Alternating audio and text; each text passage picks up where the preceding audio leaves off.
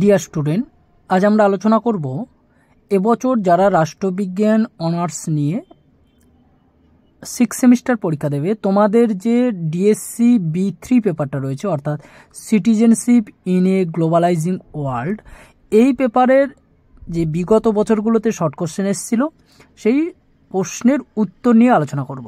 তো দেখো তোমাদের যে 2021 সালে যে প্রশ্নগুলো পড়েছিল সেই 21 সালে প্রশ্নের উত্তরগুলো কী কী হবে। প্রথম প্রশ্ন আছে তোমাদের, অ্যারিস্টটল কোন বইতে সর্বপ্রথম নাগরিকত্বের তত্ত্ব গড়ে তোলেন? উত্তর হবে পলিটিক্স গ্রন্থে। নেক্সট প্রশ্ন, বৈশ্বিক নাগরিকত্বের যে কোনো দুটি উপাদান উল্লেখ করো। উত্তর হবে বৈশ্বিক নাগরিকত্বের দুটি প্রধান উপাদান হলো, 1 নম্বরে বৈশ্বিক সচেতনতা, অর্থাৎ এটি বিশ্বের বিভিন্ন সংস্কৃতি, পরিবেশ, অর্থনৈতিক ও সামাজিক বিষয় সম্পর্কে জানাশোনা এবং বোঝার ক্ষমতা। 2 নম্বরে সামাজিক দায়িত্ববোধ, অর্থাৎ এটি সমাজের বিভিন্ন স্তরের মানুষদের কল্যাণের জন্য দায়িত্বপূর্ণ আচরণ ও কার্যকলাপে অংশগ্রহণকে বোঝায়। নেক্সট প্রশ্ন, নাগরিকত্বের ধারণাটি কবে উদ্ভব হয়? উত্তর হবে প্রাচীনকালে গ্রিস ও রোমে নাগরিকত্বের ধারণাটির উদ্ভব হয়। পরের প্রশ্ন, যে কোনো 2 ধরনের নাগরিকত্বের উল্লেখ করো।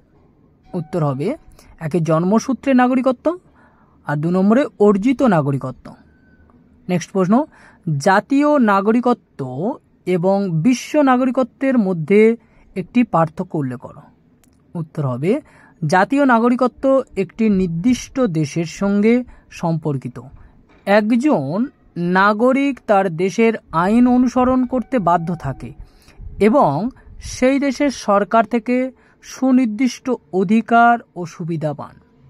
কিন্তু বিশ্ব নাগরিকত্ব একটি ধারণাগত বিষয় যা পুরো পৃথিবীকে একটি সমন্বিত সামাজিক গোষ্ঠী হিসাবে দেখে। বিশ্ব নাগরিকত্বের ধারণায় একজন ব্যক্তি নিজেকে শুধু একটি দেশের নয় বরং পুরো পৃথিবীর নাগরিক মনে করেন। পরের প্রশ্ন, সিটিজেনশিপ অ্যান্ড সোশ্যাল ক্লাসেস এর রচয়িতাকে? উত্তর হবে T.H. মার্শাল। পরের প্রশ্ন, 1948 সালের মানবাধিকারের সার্বজনীন ঘোষণাপত্রে বর্ণিত নাগরিকের যে কোনো 2টি অধিকার নিয়ে আলোচনা করো। 1 নম্বরে জীবন, স্বাধীনতা এবং ব্যক্তিগত নিরাপত্তার অধিকার। 2 নম্বরে মতামত এবং মত প্রকাশের স্বাধীনতা। নেক্সট প্রশ্ন, লিঙ্গায়িত নাগরিকত্ব কি?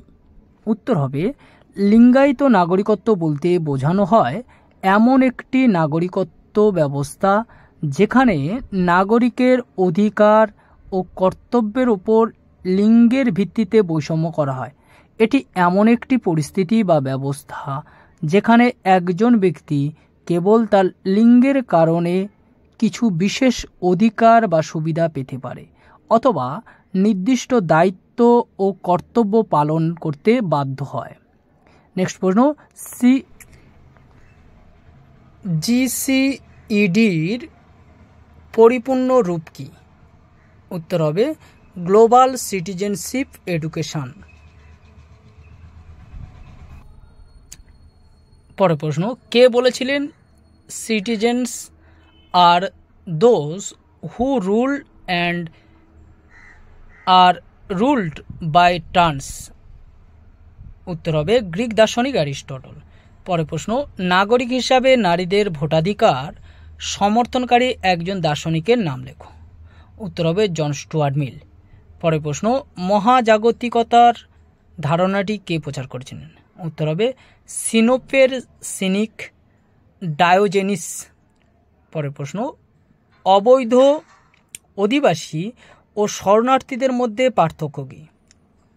উত্তর হবে অবৈধ অধিবাসী সাধারণভাবে কোনো আইনত অনুমতি বা অনুমোদন ছাড়াই কোনো দেশে বসবাস করে থাকেন, যেখানে শরণার্থী হলে তা অবশ্যই আইনিক অনুমতি বা অনুমোদন নিতে হয়। আবার অবৈধ অধিবাসীর কোনো অধিকার নেই অথবা সহায়তা পাওয়া মুশকিল, কিন্তু শরণার্থী সাধারণভাবে আইন অনুযায়ী প্রতিষ্ঠিত পদ্ধতিতে সহায়তা পাওয়ার অধিকার পায়। পরের প্রশ্ন, আধা নাগরিকত্ব কাকে বলে?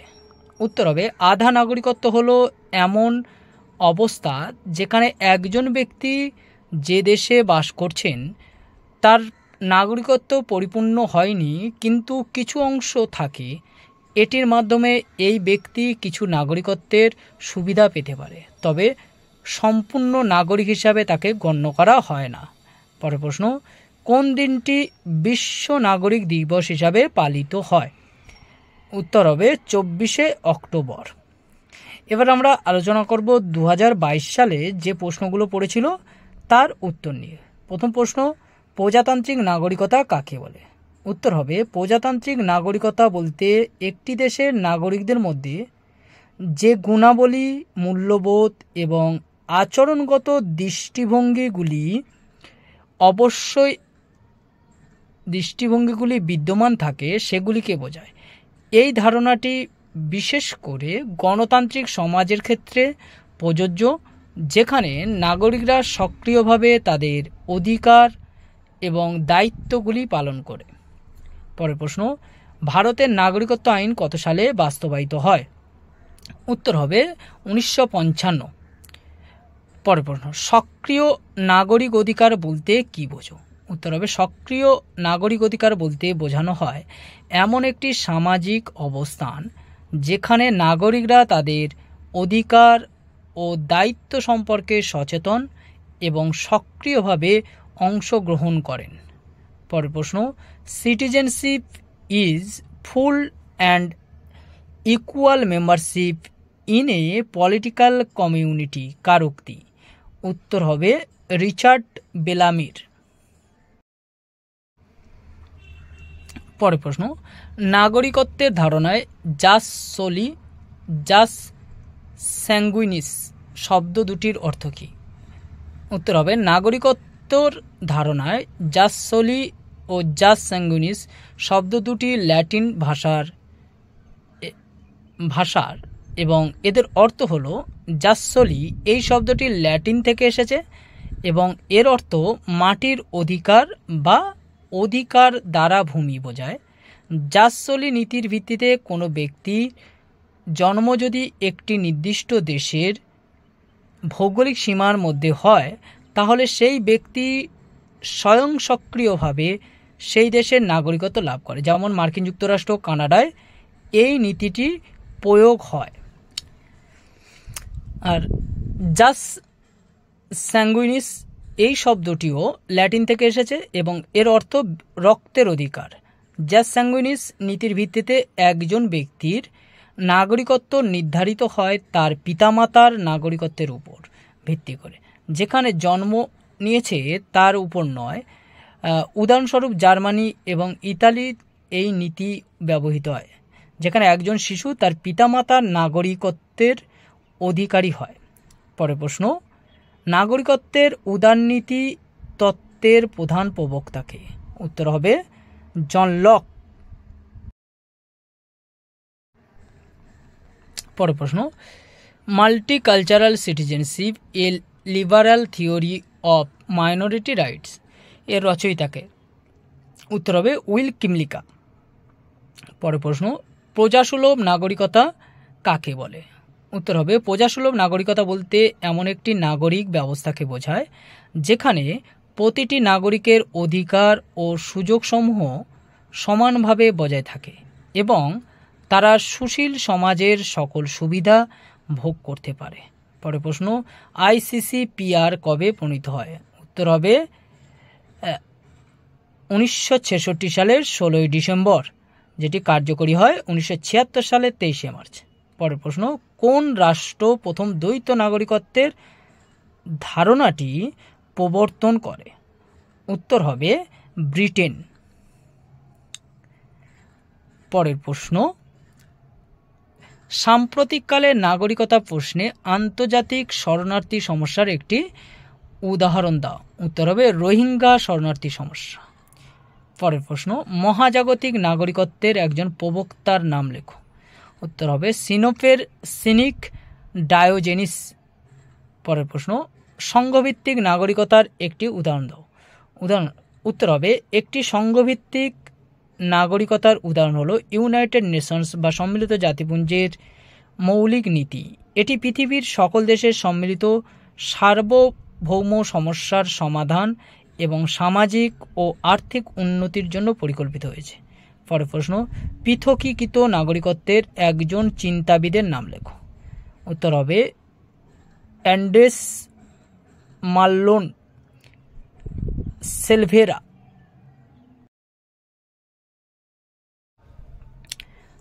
পরের প্রশ্ন, ভারতে 2003 সালের নাগরিকত্ব সংশোধন আইন অনুযায়ী পিআইও শব্দটির সম্পূর্ণ রূপ কি?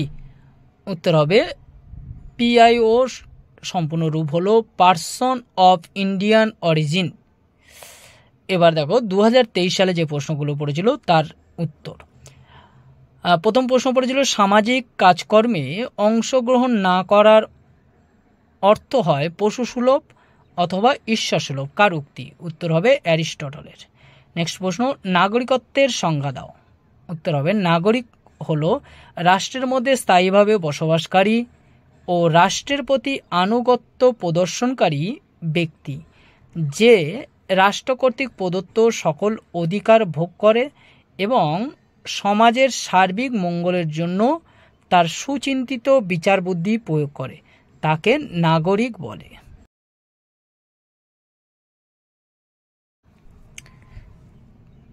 পরের প্রশ্ন, যে কোনো দুই ধরনের নাগরিকত্বের উল্লেখ করো। উত্তর হবে জন্মসূত্রে অর্জিত নাগরিকত্ব আর অনুমোদন সূত্রে নাগরিকত্ব। পরের প্রশ্ন, সিটিজেনশিপ অ্যান্ড সোশ্যাল ক্লাস এর রচয়িতাকে? উত্তর হবে দি মার্শাল। পরের প্রশ্ন, নাগরিকতার প্রজাতান্ত্রিক প্রতিরূপটির প্রধান প্রবক্তাকে? উত্তর হবে প্লেটো, অ্যারিস্টটল, পলিবিয়াস, সিসেরো। পরের প্রশ্ন, পৃথকীগত নাগরিকত্বের প্রবক্তাকে? উত্তর হবে পৃথকীগত নাগরিকত্বের প্রবক্তা হতে পারেন সোশ্যাল রিফর্মার, মানবাধিকার প্রচারক, বিচারপতি বা রাষ্ট্রপতি। এই প্রশ্নটার উত্তর সম্ভাব্য আমি রেখেছি কারণ আমি শিওর নই, তাই তোমরা যদি অন্য কোনো উত্তর জানা থাকে তাহলে সেটা লিখতে পারো। পরের প্রশ্ন, বহু সংস্কৃতিবাদের প্রধান প্রবক্তাকে? উত্তর হবে উইলিয়াম জেমস। পরের প্রশ্ন, মার্ক্সীয় তত্ত্বে নাগরিকতা বলতে কি বোঝানো হয়েছে? উত্তর হবে মার্ক্সবাদীদের দৃষ্টিতে নাগরিকতা হলো একটি সামাজিক অবস্থা যা শ্রেণীযুক্তির মাধ্যমে সমৃদ্ধ হয়। তাদের মতে নাগরিকতা একটি বৈষম্যমুক্ত সমতামূলক সমাজের অর্জন হতে পারে যেখানে প্রত্যেকের স্বাধীনতা, অধিকার এবং সুযোগ সমান থাকবে। নাগরিকতা অবশ্যই একটি রাজনৈতিক বাস্তবতা নয়, বরং এটি একটি সামাজিক এবং আর্থিক সমস্যার প্রতীক। পরের প্রশ্ন, লিঙ্গায়িত নাগরিকত্ব কি? উত্তর হবে লিঙ্গায়িত নাগরিকত্ব বলতে বোঝানো হয় এমন একটি নাগরিকত্ব ব্যবস্থা যেখানে নাগরিকের অধিকার ও কর্তব্যের উপর লিঙ্গের ভিত্তিতে বৈষম্য করা হয়। এটি এমন একটি পরিস্থিতি বা ব্যবস্থা যেখানে একজন ব্যক্তি কেবল লিঙ্গের কারণে কিছু বিশেষ অধিকার বা সুবিধা পেতে পারে অথবা নির্দিষ্ট দায়িত্ব কর্তব্য পালন করতে বাধ্য হয়। পরের প্রশ্ন, ওভারসিজ সিটিজেন অফ ইন্ডিয়া শব্দটির অর্থ কী? উত্তর হবে ওভারসিজ সিটিজেনশিপ অব ইন্ডিয়া হলো ভারতীয় বংশোদ্ভূত এবং তাদের পত্নীদের জন্য উপলব্ধ স্থায়ী বসবাসের একটি ফর্ম যা তাদের ভারতের অনির্দিষ্টকালের জন্য বসবাস এবং কাজ করার অনুমতি দেয়।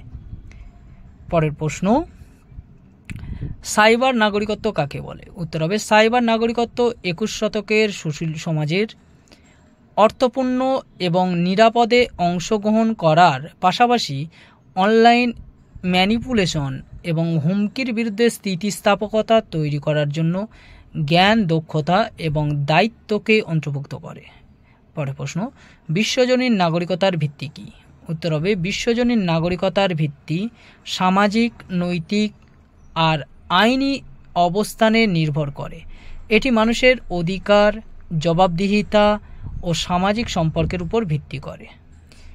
পরের প্রশ্ন, অবৈধ অধিবাসী ও শরণার্থীদের মধ্যে একটি পার্থক্য দেব। উত্তর হবে, অবৈধ অধিবাসী সাধারণভাবে কোনো আইনত অনুমতি বা অনুমোদন ছাড়াই কোনো দেশে বসবাস করে থাকেন, যেখানে শরণার্থী হলে তা অবশ্যই আইনিক অনুমতি বা অনুমোদন নিতে হয়। আর অবৈধ অধিবাসীর কোনো অধিকার নেই অথবা সহায়তা পাওয়া মুশকিল, কিন্তু শরণার্থী সাধারণভাবে আইন অনুযায়ী প্রতিষ্ঠিত পদ্ধতিতে সহায়তা পাওয়ার অধিকার পেয়ে থাকে। পরের প্রশ্ন, নাগরিক হিসাবে নারীদের ভোটাধিকার সমর্থনকারী একজন দার্শনিকের নাম লেখো। উত্তর হবে জন স্টুয়ার্ট মিল। পরের প্রশ্ন, কোন দিনটি বিশ্ব নাগরিক দিবস হিসাবে পালিত হয়? উত্তর হবে 24শে অক্টোবর।